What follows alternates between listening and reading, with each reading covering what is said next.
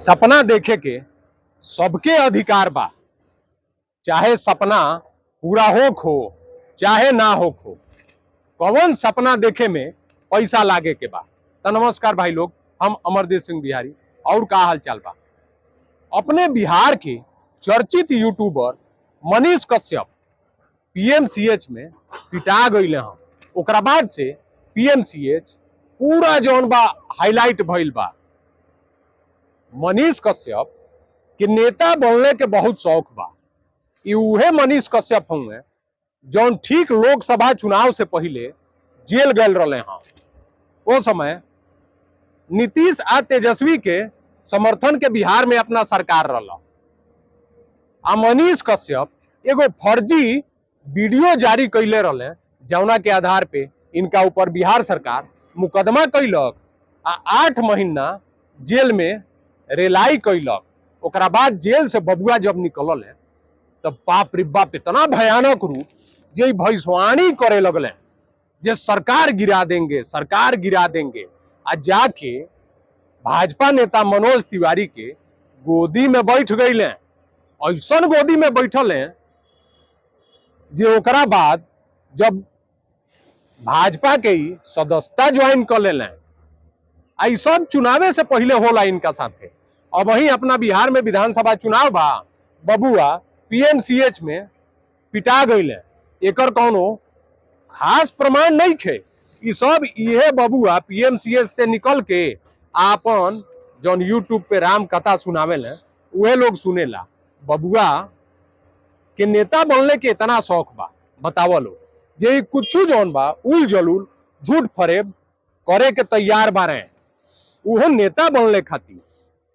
ए मनीष बाबू, अगर तहरा के डॉक्टर कुटले से पीएमसीएच में खूब रेलाई कैले से जगह जगह तहार सुजनो आ गल, आ हमाई कादू कराहत रहा हो, तो काहे ना मुकदमा कैल ए बबुआ, केहू के बतैल हो?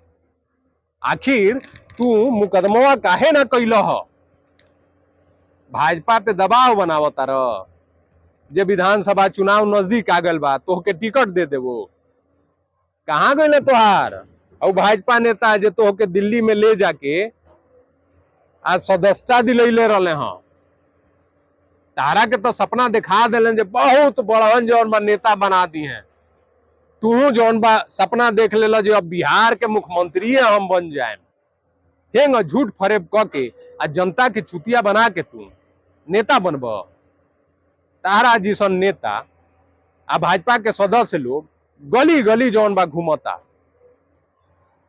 जनता के साथे। यूट्यूबर रहते इतना बड़हन छलावा कैलक, जनता के साथे कुल मिला के धोखा कैलक। चंदा बटोर के आई लोकसभा चुनाव से पहले भाग गए, अब भाजपा के सदस्यता ले लेलक ठीक बिहार चुनाव से पहले। अब ई बबुआ जौन बा पीएमसीएच में रेला गई। अगर मरले रहते सतारा के बांध के बढ़िया से तो तू निकल के सोझ मनई बन गल रहता। हमारा तो एहू में तहार एगो झूठ फरेब आ कहानी बुझाता। काहे कि ना पुलिस के कहीं से बयान आयल बा आ ना सरकार के आ ना जोने तू पलटिया में बारो वो पलटिया के कोनो नेता के बयान आयल। तो कैसे मान लिहल जावे बबुआ? और ना तो तू कुटैला के बाद अपने एगो परिचित के हॉस्पिटल में भर्ती भइल आ जब डिस्चार्ज भइल तो ऐसे जौन बा फूल माला तहरा के पहिरा के आ हॉस्पिटल से भेजल जाता घरे, जैसे बुझाता जे कोनो माने लड़ाई जंग जीत के तू अइल। ई तो बुझेबे ना कल जे कैसन ड्रामा तू खेल। ये सारा ड्रामा में खाली जौना प्राइवेट हॉस्पिटल में तू भर्ती भइल रहा वो हॉस्पिटल के प्रचार भइल आ एगो बबुआ तोहार प्रचार भइल। बाकी कुछ तो हमारा नइखे बुझात जे बिहार के जनता खातिर कोनो एमे जौन बा खुशी के बात होको। पीएमसीएच के उहे हाल बा। कहाँ सुधर गए पीएमसीएच में हो? कुटाइयो गइल, ओकरा बाद मुकदमो ना कैल आ ना तहार भाजपा के नेता कोनो मिले अइले तहरा से। खाली दबाव बनैला से तू नेता बन जीब। तोहरे जिसन सदस्यता लेके गली गली लोग घूमता आ खाली भाजपा के ना हर एक पार्टी के। अरे तोहरे अंदर अगर इतना गॉड्स बा तो अपने बल बूता पे टिकट लो ना, जनता के साथे खड़ा रह, जिए मरे खातिर तैयार रह।